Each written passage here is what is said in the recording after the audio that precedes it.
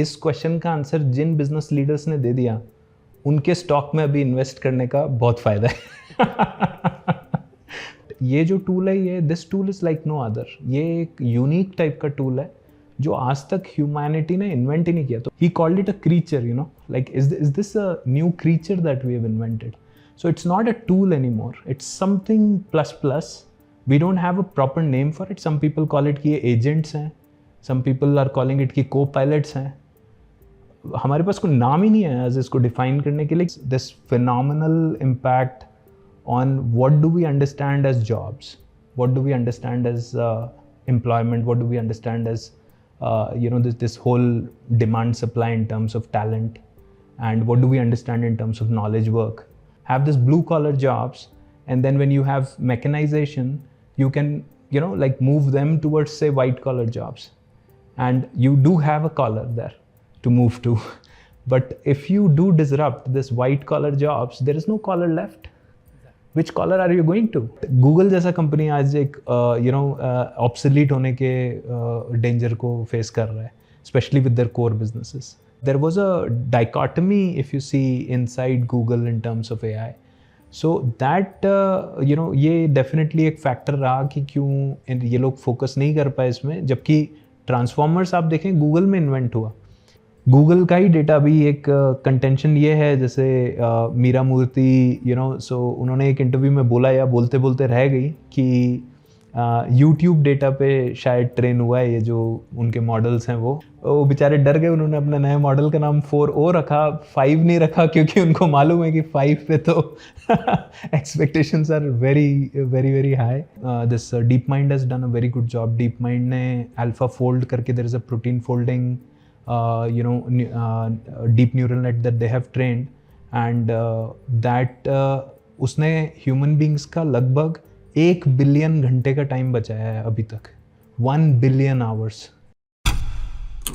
पिछले 2 साल से जो वर्ड हर जगह छाया हुआ है वो है एआई। It's everywhere. एआई के नाम पे ना स्मार्टफोन कंपनियां स्मार्टफोन्स बेच रही हैं, अपने कार्स में एआई इंटीग्रेट हो रहा है, कंपनीज अपने अपने नए नए एआई लैंग्वेज मॉडल्स को डेवलप कर रही है, उनको लेके आ रही है। ओपन एआई का ChatGPT 4 है, आप जानते हो, गूगल का जेमिनी है, माइक्रोसॉफ्ट का को-पायलट है। ये आपके और हमारे सारे काम आजकल कर रहे हैं। एंड गूगल जैसी बड़ी फर्म भी मतलब एआई के जो एडवांसमेंट है ना उनको डील नहीं कर पा रही। यार आपने देखा बार्ड के साथ कितने इशू हुए, जेमिनी के साथ भी। आप देखोगे इनिशियल डेज में एआई इतना पावरफुल एंड एफिशिएंट हो गया है कि एक डर ये भी आ रहा है इंडस्ट्री में कि आगे चल के लाखों जॉब्स खत्म कर सकता है एआई। एंड ये कंसर्न एकदम सही है। एक्सपर्ट्स ये कह रहे हैं कि भाई अब 2 एराज होंगे, एक प्री एआई एरा एंड एक पोस्ट एआई एरा, जो बिल्कुल अलग होने वाला है। सो एआई आगे चल के कितना पावरफुल होगा, किन किन जॉब्स को ये खत्म कर सकता है, कैसे वर्कफोर्स आगे चेंज हो जाएगी, आप कैसे एआई में खुद को ट्रेन कर सकते हैं, इससे कितना फायदा उठा सकते हैं, इन्हीं सब चीजों पे बात करते हैं आज साइबरनेटिक्स को फाउंडर निशांत राजावत से। Hi Nishant, welcome to out of the box. कैसे हैं आप? Hi yes, nice to see you. I am very well, how are you? मैं बढ़िया हूँ। क्या चल रहा है आजकल? Oh, that's a very broad question. आजकल वैसे सबसे ज़्यादा यास तो if you read the newspaper, you open the newspaper, the first thing you see is like first page AI, second page AI, third page AI. Nishant, out of the box में ना guest से हम सबसे पहले जब भी बात करते हैं तो कोई एक टेक हैक पूछते हैं, लाइफ हैक पूछते हैं जो व्यूअर्स के काम आ सकता है। आज एआई पे हम बात कर रहे हैं, तो आप एआई से रिलेटेड कुछ हैक्स शेयर करें। हाउ टू अप्रोच एआई, इसमें स्टडी कैसे करें, आगे कैसे बढ़े एआई से related? Definitely. I mean, I'll rather suggest 2 strategies which have really worked well for me.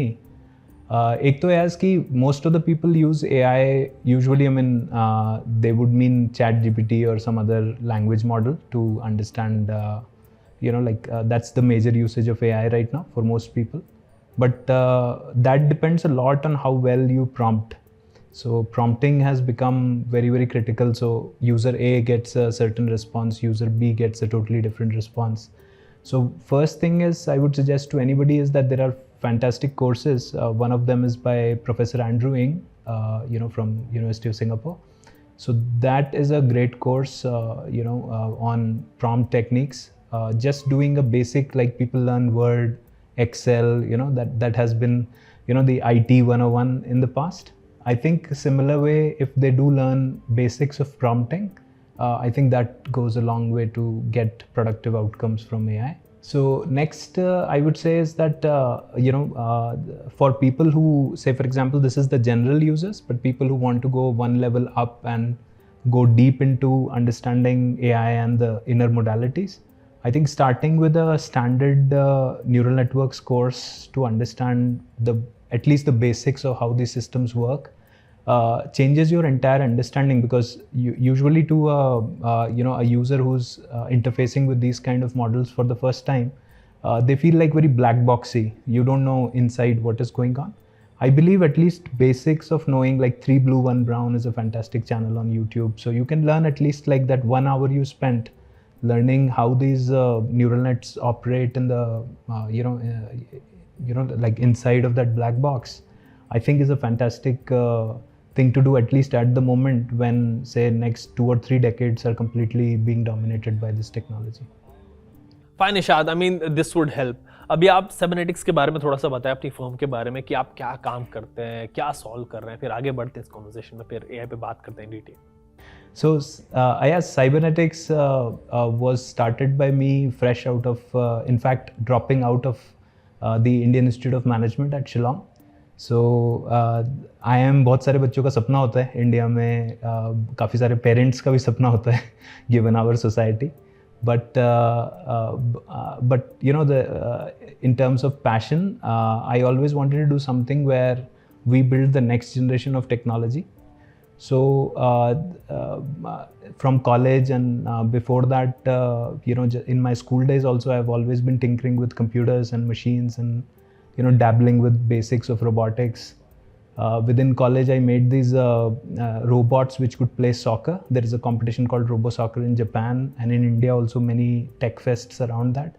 So I made robots which could see कि ये ball है, ये goal है, और फिर then they can move towards that and then take a decision of kicking it towards the goal.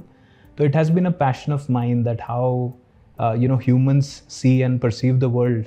Why don't our computers do the same way? Why can't we give the same kind of sensing to machines?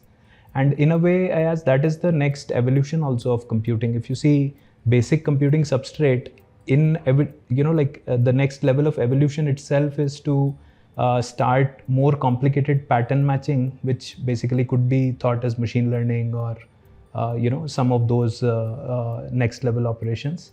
And that machine intelligence always propelled me. So back in second year, third year, started dabbling with neural networks to train these robots, and then was one of the 2 students worldwide to get selected for this IET international scholarship.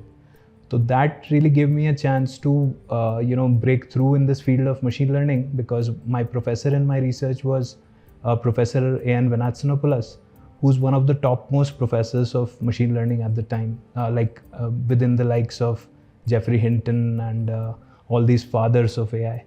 So that research actually eventually culminated into Cybernetics, because Cybernetics started with this idea that can we give vision and intelligence to machines, especially if you see today computers are all around us. We have them in our pockets, we have them on our walls, we have them in our cars, we have them on our wrists. So while if you see the smartphone, आप देखेंगे कि इसमें we have made a lot of progress. Like today I can order a car, I can order a ride on it. I can also order food on it if I require. I can take photographs, I can communicate with my loved ones. So there is a lot of utility.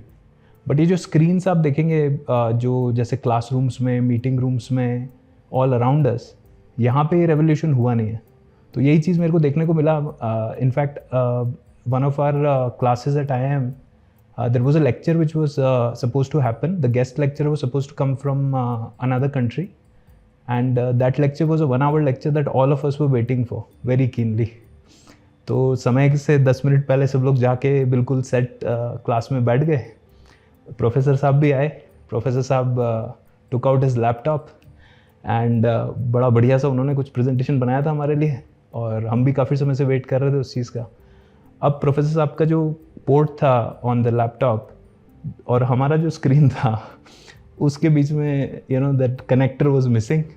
तो now there was a struggle that ensued, and वो 1 घंटे का lecture था यार, और शायद पहले 40 minute हम लोगों को सिर्फ इस चीज़ में लग गया कि किसी तरीके से वो जो उनके स्क्रीन पे है उसको हम लोग अपने क्लासरूम के स्क्रीन पे दिखा पाएँ।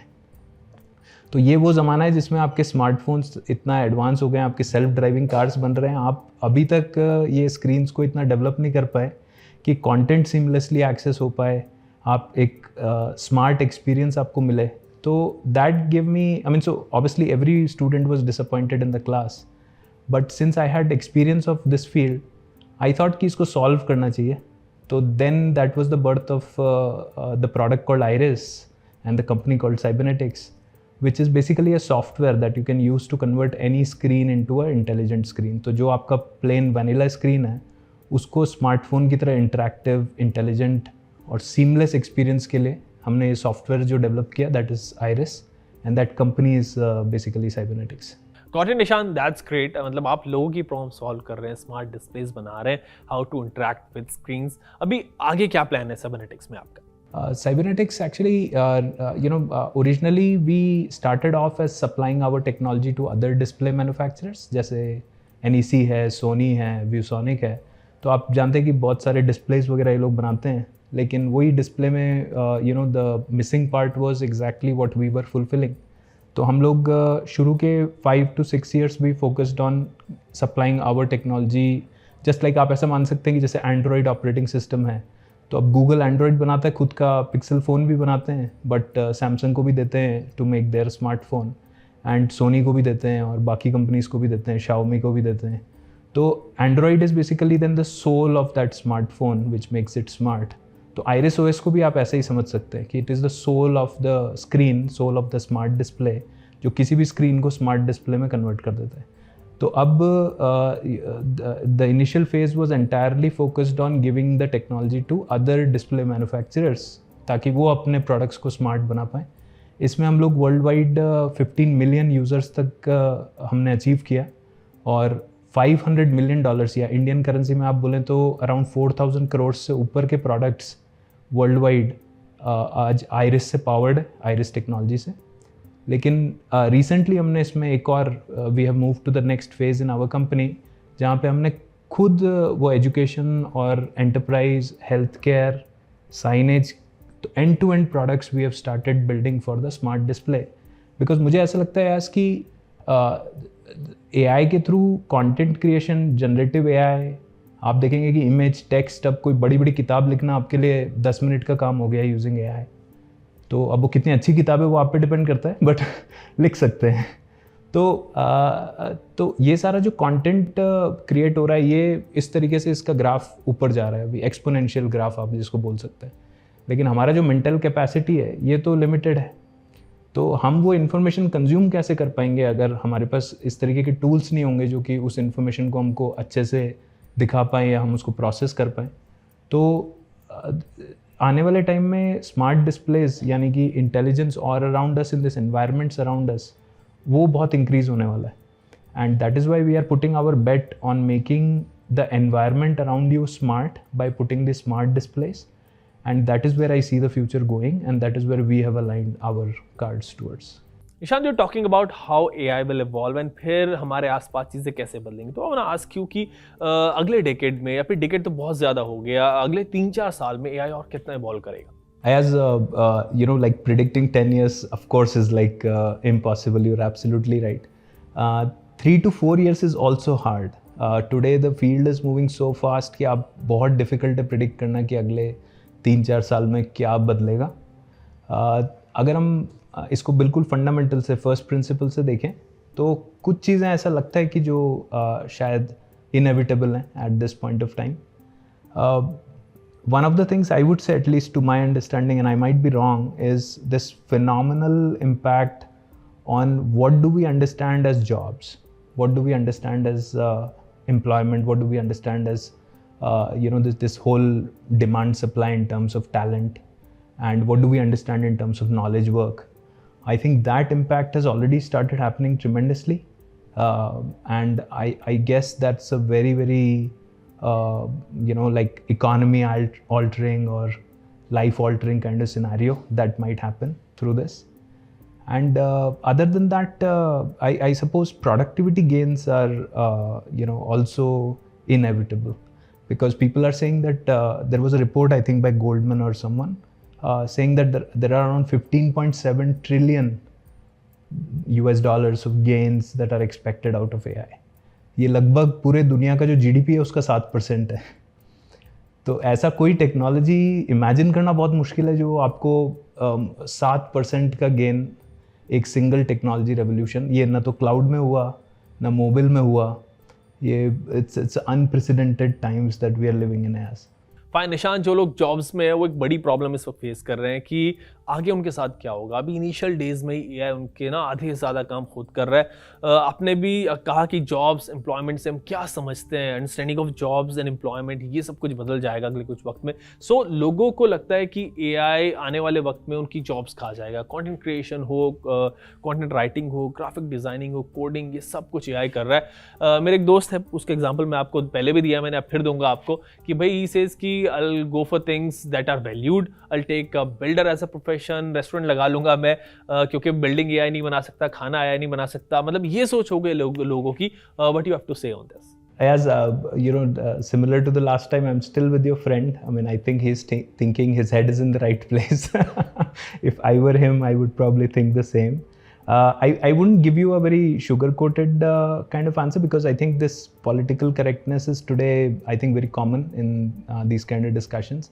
I'll tell you straight how I feel about this.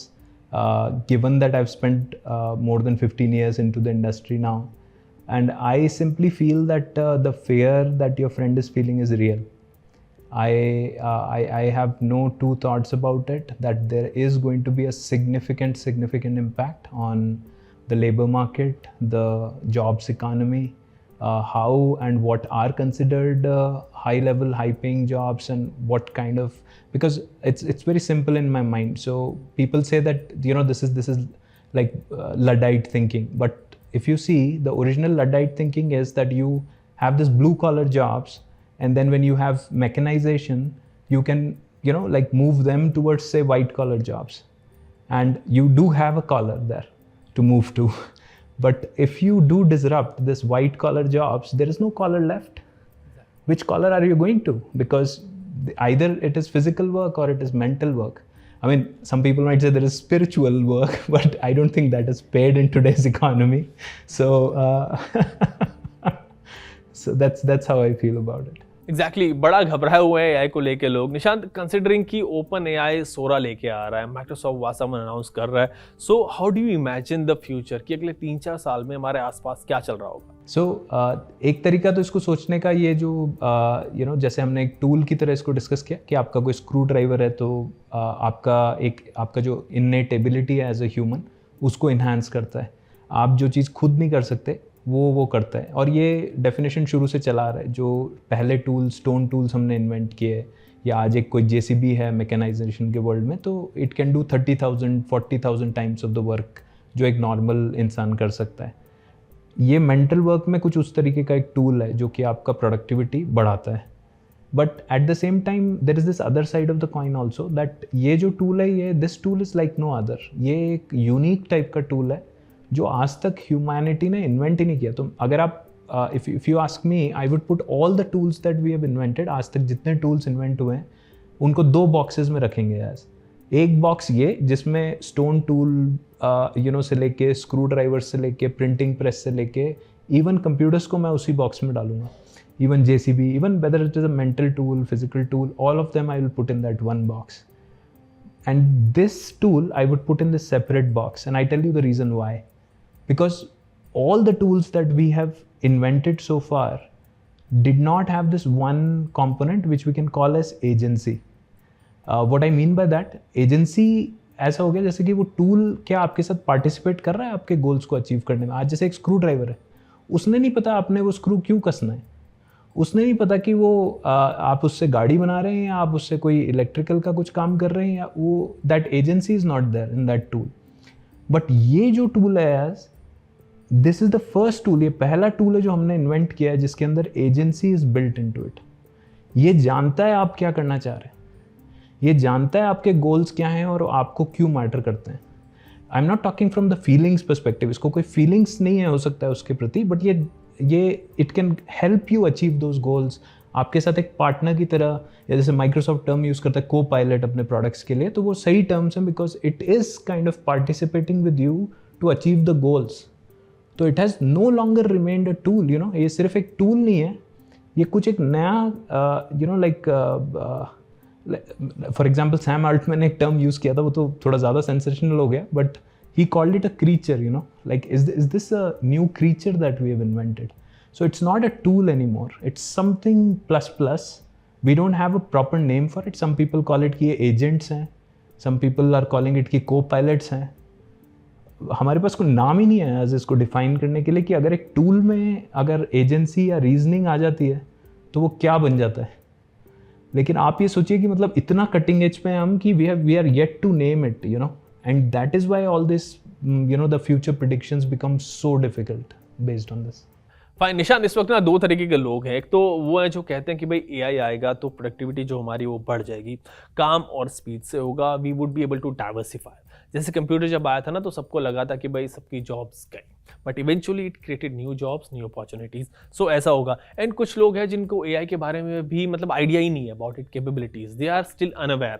Also अभी अगर हम देखें ना तो लोग ChatGPT, Copilot, Gemini या फिर कुछ फोटो एडिटिंग टूल्स जो उनको यूज़ कर रहे हैं, या तो एआई के नाम पे फोटो एडिट कर रहे हैं या फिर कंटेंट क्रिएट कर रहे हैं। कोडिंग मतलब जो हो रही है वो भी हो रही है, जस्ट बेसिक हो रही है, काम ही कर रहे हैं। इवन एआई फर्म्स भी चैट जीपीटी या फिर सोरा जैसे टूल्स ही लेके आए हैं अभी। सो क्या अभी एआई की पूरी पोटेंशियल का आइडिया लोगों को नहीं है? इवन फर्म्स भी अभी ऐसे टूल्स नहीं लेके आ सकी जिससे मतलब समझ आ सके कि what is the potential of AI, मतलब real potential of AI. There's a brilliant question, Ayaz, actually. This is right in the bullseye. यही exactly आप ये मान सकते हैं कि इस क्वेश्चन का आंसर जिन बिजनेस लीडर्स ने दे दिया उनके स्टॉक में अभी इन्वेस्ट करने का बहुत फ़ायदा है। तो but it's a brilliant way to put the question around. My personal thoughts around this would be like, अगर एज एक सिंपल वे में अगर एक लाइन ड्रॉ करें हम लोग कि ये 0 है और ये 100 है और इतना इम्पैक्ट इन टूल्स का होने वाला है, और आज हम लोग जो ये टेक्स्ट और इमेज जनरेशन टूल्स पे हैं, I would put it like probably at step 1 और इवन लोअर। तो ये पूरा इम्पैक्ट जो है ये अभी आना बाकी है इसमें। ये this is the impact that we are thinking is something that we are yet to experience. ये प्रोडक्टिविटी और लाइफ के जो दूसरे एस्पेक्ट्स हैं उसमें जो गेन्स इसके थ्रू होने वाले हैं, वो अभी पूरा that entire unfolding is pending. It's still yet to be either invented और yet to be प्रोडक्टाइज्ड।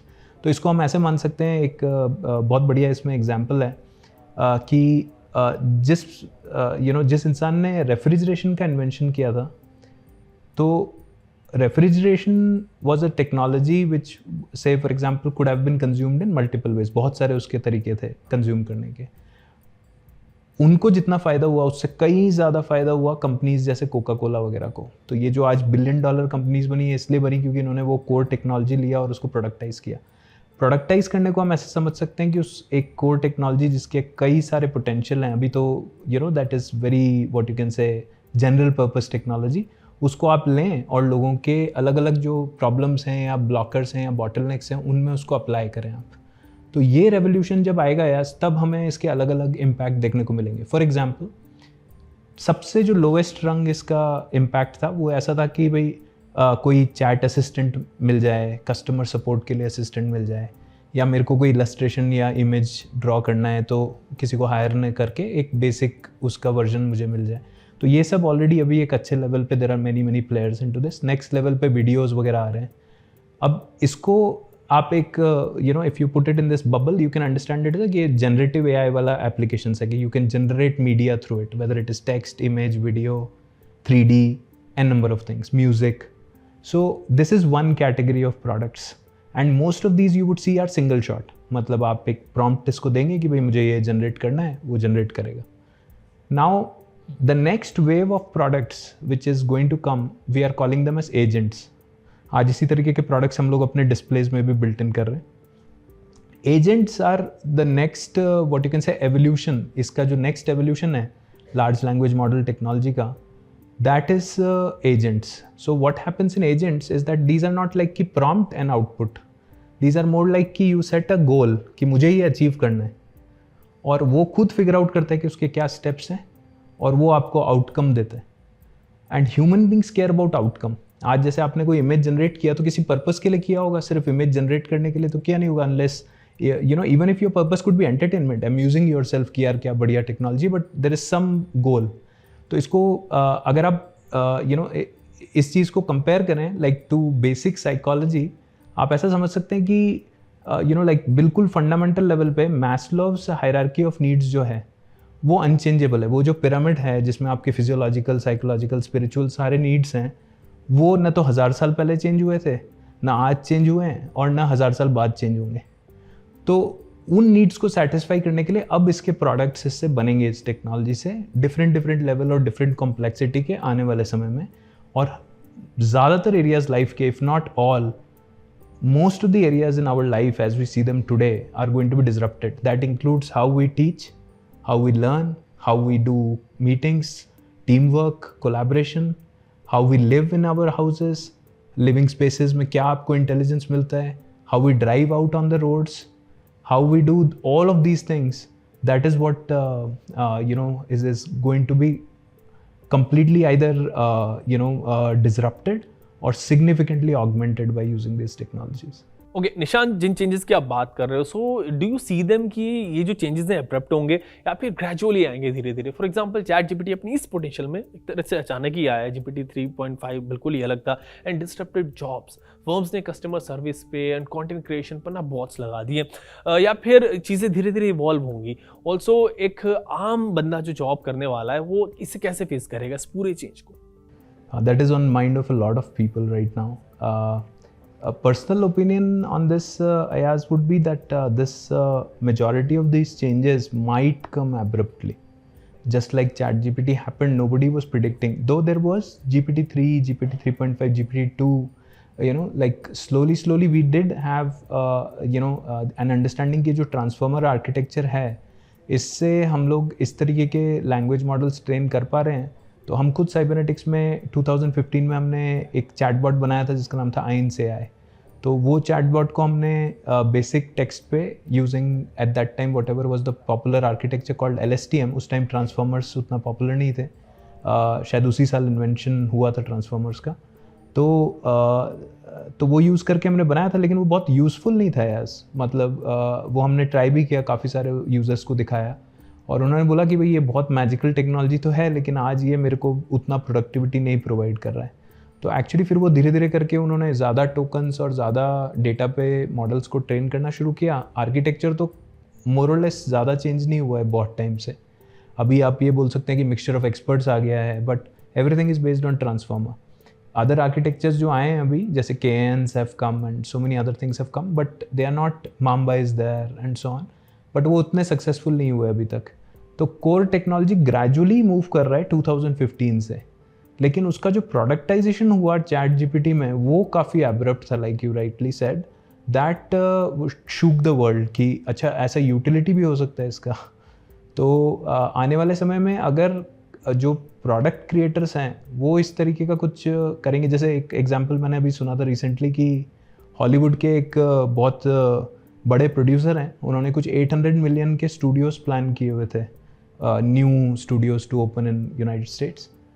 And the moment he saw कि वो सोरा का उन्होंने जो पहला वीडियो देखा और पहले वीडियोस देखे, उसके बाद ही put those plans on hold. उन्होंने कैंसिल कर दिए वो पूरे अपने प्लान्स. अब आप सोचो कितना बड़ा इम्पैक्ट है ये on that those artists on in that industry. It's a huge impact. So that indicates to me कि अगर उसी को एक्स्ट्रापोलेट करें थोड़ा, तो शायद अलग अलग इंडस्ट्रीज़ में क्लारना का क्या हुआ वो हमको पता है कि hundreds of if not thousands of customer service representatives were they lost their jobs when they started using GPT based technology for customer service.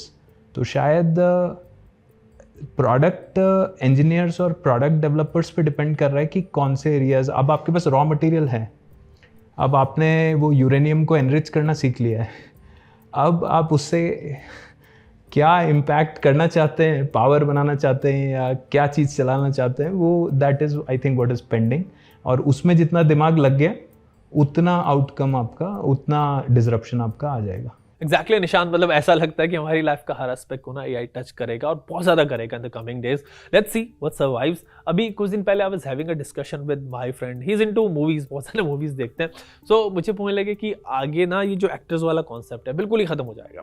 जो मूवीज आपको पसंद है आप उसे चलाओ, सामने लगाओ, एआई की हेल्प से आप उसके कैरेक्टर्स ही बदल दो। आप खुद को हीरो बना लो, वहाँ पे जिसको चाहो उसमें विलन बना लो, सब कुछ आप अपने हिसाब से कर सकते हो। स्क्रीन पे आप खुद को एज अ हीरो देखोगे, ऐसे करके सारे कैरेक्टर्स बदल सकते हो for a personalised movie experience. मतलब ये सब कुछ quite a possibility as because the way things are at the moment, ये चीज़ तो आज भी पॉसिबल है। जब आप और हम बात कर रहे हैं, अगर कोई सिग्निफिकेंट इसमें एफर्ट अभी करना चाहे तो शायद आज हम ऐसे इस तरीके का एसेट्स बना सकते हैं which are exactly like what pretty much what you just described to me. Given in that world what survives and what doesn't survive, आप ऐसा सोच सकते हैं कि जो एक आज भी मतलब काफ़ी चीज़ें मशीन से बन जाती हैं, लेकिन एक इंडस्ट्री है जो बोलती है कि हम हैंड क्राफ्टेड हैं, तो उसके that's a premium category now. शायद एक अच्छा हमारे पास टूल है इसको समझने के लिए कि handicraft so human craft might be something which human craft perhaps हो सकता है आपके हमारे शो पे ही कॉइन हुआ हो ये word, but probably this could be one thing which may become more premium because a human spent his or her time creating that particular say asset or whatever thing of value, and whatever was created by machine might be slightly inferior compared to that psychologically. I mean, see, economy is all a collective of all of human emotions put together, so pretty much if humans do attach their collective emotions to valuing something which was created by humans superior, nobody can stop them, and that would drive the demand and supply, and that would drive the prices and the benefits out of that. So that I think could be one way to look at it. Of course, I mean there would be digital likenesses, like of course Shah Rukh Khan would obviously, just like it happened in NFTs, they would license their likeness. आज भी वही करते हैं. Like for example, in every ad you see today, it is not that they went to that studio and held that product and clicked the picture. There might be like some standard pictures that they might have, and then those are simply photoshopped, and they allow the brands to use their likeness. So similarly, I think अभी एक matter भी हुआ था as like Scarlett Johansson, I think created a lot of furor because one of the GPT-4o's voices was sounding like her. So I think that gives us an indication कि people will do things to protect their likeness in the world that we are getting into. Nishant, बड़ी intense and interesting conversation हो रही है अभी भी। So इस पर I would like to ask कि अगले 2-3 साल में what are the things that you are most excited about in AI? Personally, I mean, what is most exciting to me, and I think has increased in that magnitude in the last 1 or 2 years when the field started growing faster, is that I believe that like अगर आप if you see the whole of the universe and we see like what is the what is the thing which is driving any value in this universe is basically our intelligence. We attribute things to this universe and we solve problems using our intelligence, and now finally we have, जैसा हमने discuss किया, वो tools और technology पहली बार हमारे पास ऐसा है जो हमारा इंटेलिजेंस को बूस्ट कर रहा है, which is increasing our intelligence.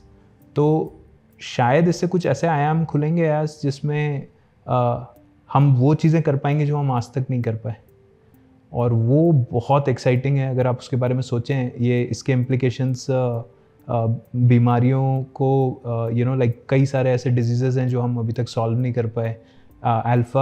This DeepMind has done a very good job. DeepMind ने अल्फा फोल्ड करके, there is a protein folding deep neural net that they have trained, and that उसने human beings का लगभग 1 billion घंटे का time बचाया है अभी तक, 1 बिलियन आवर्स. तो इस तरीके का अभी वो इतने सारे प्रोटीन्स हैं कि अगर शायद हम अगले शायद 1000 साल या 2000 साल उनको डेटाबेस करते तो शायद हम फिनिश नहीं कर पाते. लेकिन इसने जितना भी टाइम वो रन किया, कुछ महीने का, उसके अंदर उसने पूरे जितने प्रोटीन्स आज एग्जिस्ट करते हैं सबका डेटाबेस बनाया, और उन्होंने फ्री में पूरी दुनिया को रिलीज़ किया. और आज ऐसा बताते हैं, जैसे उनके फाउंडर डेमिस, उन्होंने बोला कि पूरे वर्ल्ड में आज lot of doctors are and this geneticists and other professionals are using those AlphaFold database to discover cures for diseases which have not been discovered so far. तो ये बहुत एक इंटरेस्टिंग फील्ड है. दूसरा इंटरेस्टिंग फील्ड इसमें हमारे lifestyle का है कि किस तरीके से हम लोग आज एजुकेशन में, आप इंडिया में देखें कि जो सबसे गोल्डन मेट्रिक है to measure how much of education impact has happened through a particular से टीचिंग एक्टिविटी, वो ऐसा है कि आपका टीचर स्टूडेंट रेशियो क्या है और कितना पर्सनलाइज्ड अटेंशन एक बच्चे को मिला है. यूएस में कुछ स्टडीज़ हैं जिसमें ये दिखाया है कि एक एवरेज क्लास में ज़्यादा पर्सनल अटेंशन देने से और एक intelligent like higher level scoring class में कम अटेंशन देने से the average class actually outperformed the superior scoring class. तो ये बहुत ही आई ओपनर स्टडी था और ये इंडिया में तो बिल्कुल नहीं हो रहा है. आप देखें तो यहाँ पे teacher student ratio is like sometimes even above 50-1, which is extraordinarily high. So we need to fix that problem. But आज कैसे करें? आज क्या हम लाखों टीचर इमीडिएटली ट्रेन कर पाएंगे जो कि ये हर गांव में जाके ये वाला प्रॉब्लम सॉल्व करेंगे? तो that looks like a pipe dream at this moment. But if you see, using AI, we can actually give personalized tutoring to every single child out there and at scale and without incurring a huge amount of cost. Technology generally is deflationary.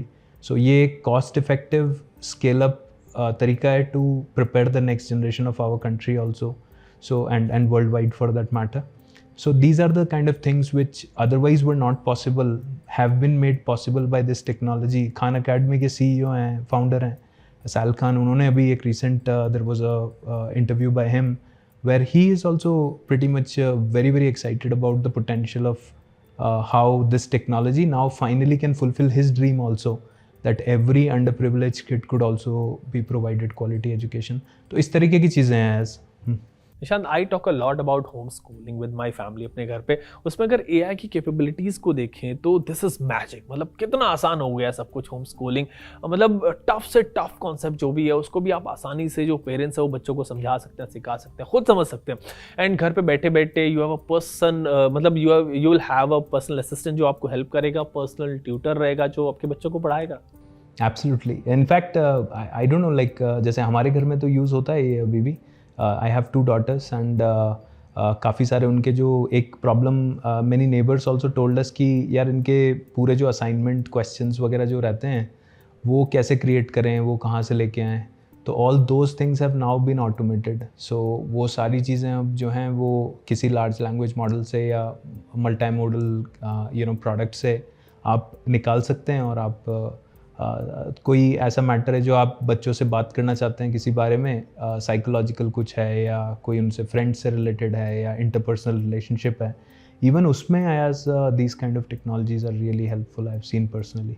इसी पर निशांत एक question मेरे जहन में आया कि 2 era आप समझो, एक प्री एआई एरा एंड एक पोस्ट एआई एरा. सो जो बच्चे अब एआई पे ट्रेन होंगे आगे जाके, क्या उनके इंटेलिजेंस में फ़र्क होगा कंपेयर टू वो बच्चे तो 2023 से पहले स्कूल्स में पढ़े हैं? क्या इनके इंटेलिजेंस में, ग्रास्पिंग पावर, ये सब कुछ जो है वो डिफरेंट होंगी दोनों की?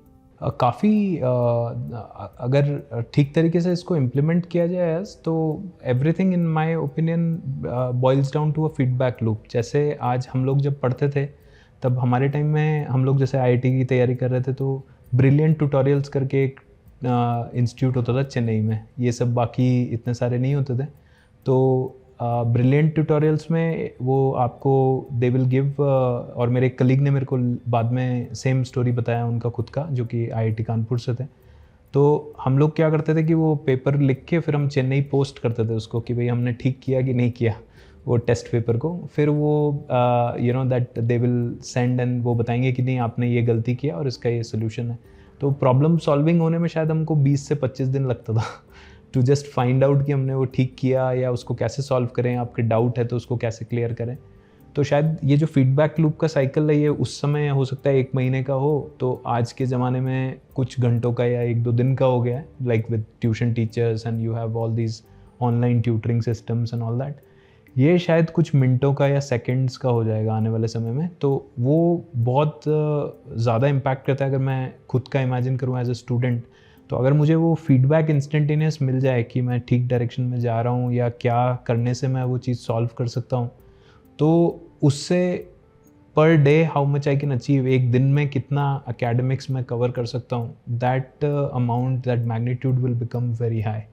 सो आई बिलीव दैट अगर बच्चों को इस तरीके के लाइक को ट्यूटरिंग सिस्टम्स और ट्रेनर्स अगर उनको पर्सनलाइज मिलेंगे, जो कि ये समझते हैं कि कितना क्विकली उनको फीडबैक दे के रीअलाइन किया जा सकता है, तो I think that might create a lot of positivity. Another thing which I believe is the personalized angle of this education. Just my daughters, for example, so they love certain movies. My younger one loves Moana. There is a movie called Moana, and she loves those characters, and she's a big fan. Now, anything that I tell the large language model to teach her as Moana has a different impact than, for example, a boring textbook. So I guess they want to learn, like somebody loves football, for example, and if imagine if the likeness of say Cristiano Ronaldo is teaching them, say I don't know, like algebra is much more interesting to know from that football, like how much distance it covered, or fluid mechanics, or whatever, typical subjects can also be made very simple by using something much more interesting to teach them. या एक नया universe open कर रहा है यार निशांत, मतलब लेकिन अगर हम आईटी फर्म्स को देखें, सॉफ्टवेयर फर्म्स को देखें ना, तो आई सी कि अभी भी वो एआई को सही से इंप्लीमेंट करने में स्ट्रगल कर रहे हैं सारे के सारे. ऐसा मतलब क्यों हो रहा है? क्या उनका जो एग्जिस्टिंग सिस्टम है वो इसके लिए रेडी नहीं है? इनको ओवरहॉलिंग की ज़रूरत है पूरी तरीके से, और इसीलिए वीसी की जॉब्स पर अभी राइट नाउ इतना इम्पैक्ट नहीं है. जब ये एआई इंप्लीमेंटेशन सही से शुरू हो जाएगा तो जॉब्स पर इम्पैक्ट बहुत ज़्यादा आएगा. क्या ऐसा होगा? हाँ, मेरा मानना है इसमें ऐसा है कि जो मोनोलिथ्स, जो ये large very very large companies, like for example अभी recently Google is again in controversy based on those the AI summaries that they give above the chat.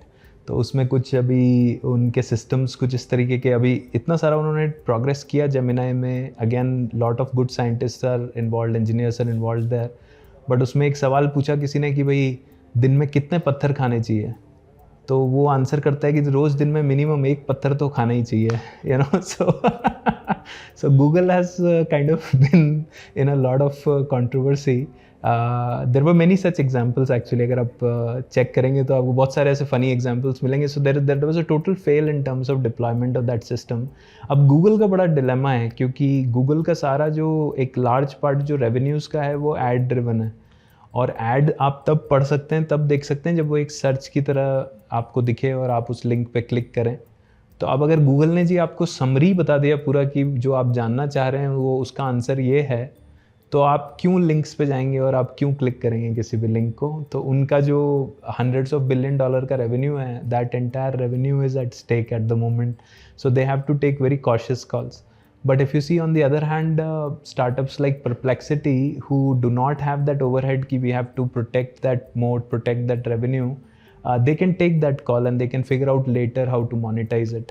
So I think many companies, including Google and to some extent, I guess, Meta and Amazon also invested billions of dollars training models, but still yet none of their systems, including Q or any other, have achieved significant success.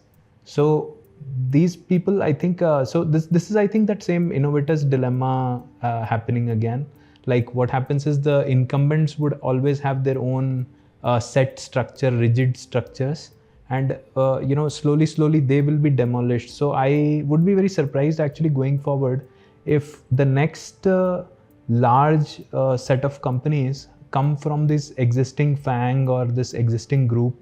I think this new wave requires new kind of companies which are AI companies from the scratch, and they are ground up developed, understanding that how the AI economy will be. So there will be, I think, significant troubles for these companies going forward, except maybe in terms of providing the picks and shovels. Like when like people give this example of California gold rush, right? So the maximum money was made by people who sold the shovels. So today's shovel sellers are these GPU cloud service providers and so on. तो उस case में उनका थोड़ा वो that benefit would be there, like Microsoft has Azure has become a very large cash cow for Microsoft. Google is trying the same with GCP. Amazon of course is the market leader. So that still I think remains a very juicy part of their business. But rest of the things, I think rather they are, or if they're not, they must be scared given how things are at the moment, because a new wave has started. And I think some incumbents will die during this wave, as happened during, say, the pre-PC wave and in the mobile wave and the cloud wave. And new market leaders will emerge out of this. Nishant, एक चीज मेरे समझ नहीं आया कि Google यार क्यों इतना पीछे रह गया एआई में, क्यों कोप अप नहीं कर पाया। बार्ड को मतलब इतना जल्दबाजी में इन्होंने लॉन्च किया, उसमें इतने लूपहोल्स थे, इतनी दिक्कतें थी। अभी उसको रीब्रांड इन्होंने जेमिनाई कर दिया है, वो भी इतना इफेक्टिव नहीं है, उसमें भी इश्यूज है। GPT-4 या फिर इवन GPT 3.5 को अगर हम देखें तो वो ज़्यादा बेहतर है जेमिनाई से। अभी तो इवन GPT-4o आ गया है। So open AI got it right in the first place, but Google के पास इतना सारा डेटा है, सब कुछ उसी के पास है, तब भी वो फेल हो रहा है। ओपन एआई के पास तो मतलब ये सब कुछ है ही नहीं एक तरीके से, डेटा वो खुद गूगल के डेटा पे ट्रेंड है, तब भी इतना एफिशिएंट है। This is I think somebody should write a book on this. Ayaz, किसी को किताब लिखना चाहिए इस पे। बहुत ही I think this is a big scoop if you see, and I think a very juicy one at that.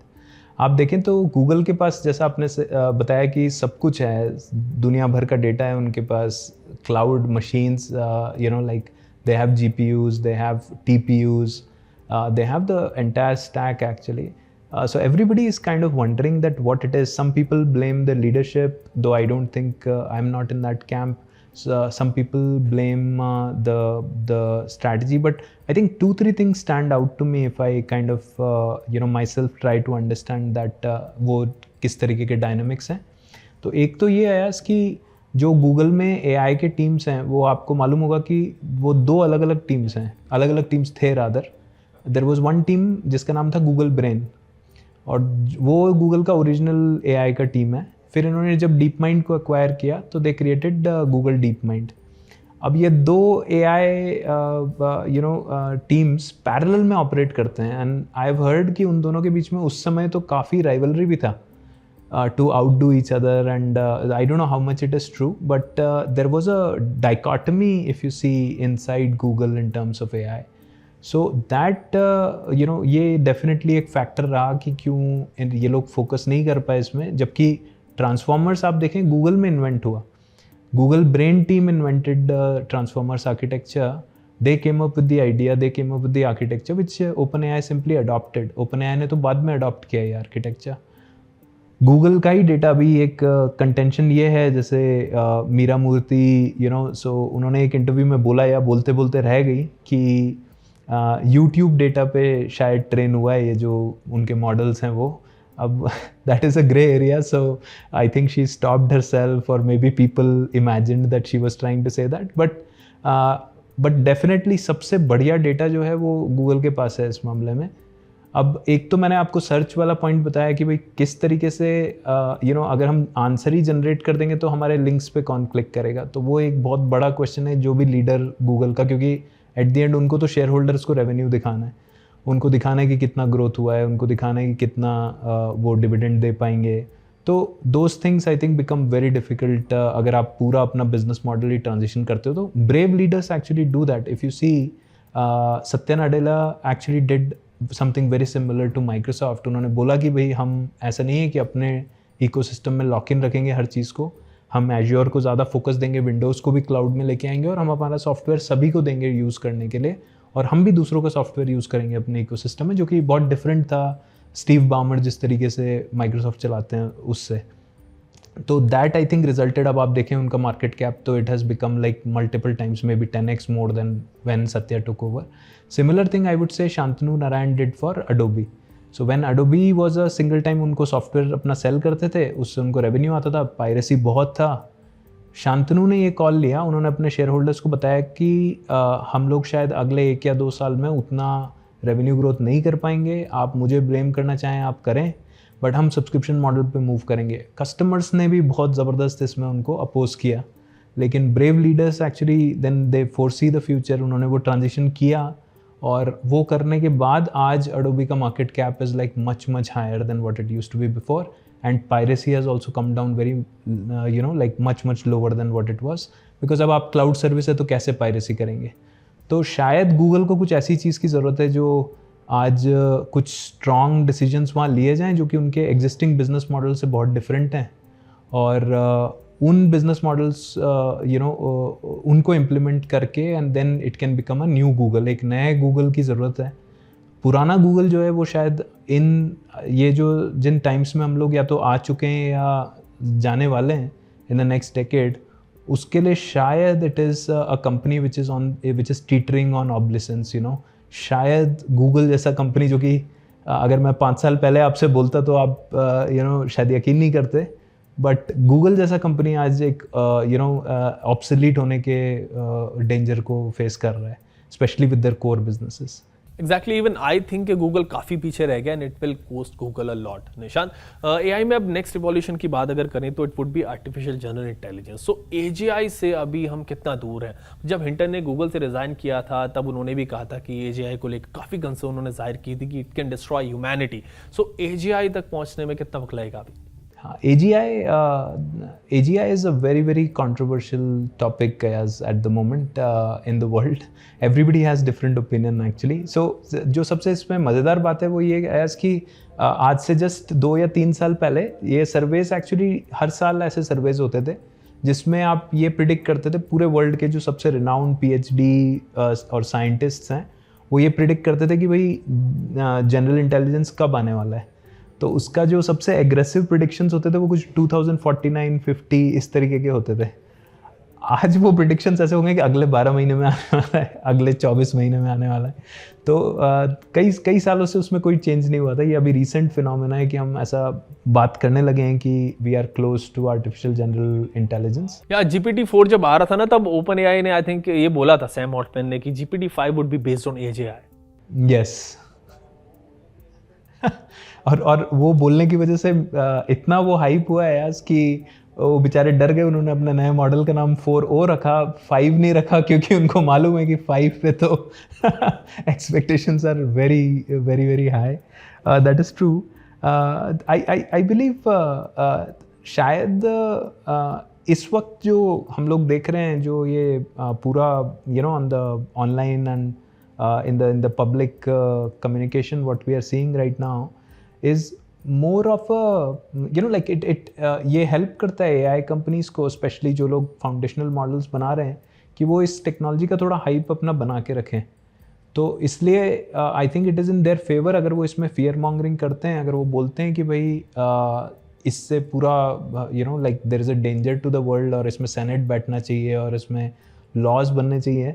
तो हम लोग ऐसे सोचते हैं शायद प्राइमा फेसी की बहुत अच्छी बात है कि मतलब बहुत अच्छा बेनिफिशियल चीज़ ये लोग सोसाइटी के लिए बोल रहे हैं, जो कि माइट बी ट्रू, बट उसके अलावा there is I think there is a significant vested interest also there, because you do want to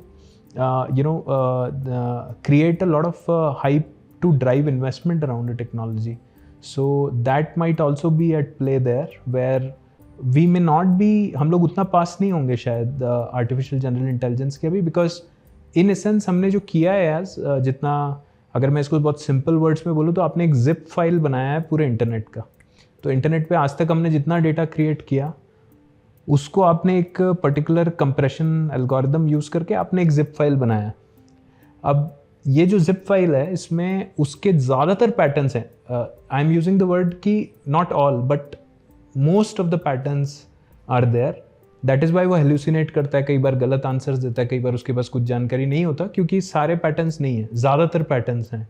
तो अब ये जो जिप फाइल है इसके अंदर चूंकि ज़्यादातर ह्यूमैनिटी के थॉट के पैटर्न्स हैं, आपने कहीं तो बात किया होगा कि भाई कार के सामने अगर कोई ऑब्जेक्ट आ जाए तो आप टर्न ले लें, तो वो उसको यूज़ करके वो आउटपुट दे पाता है।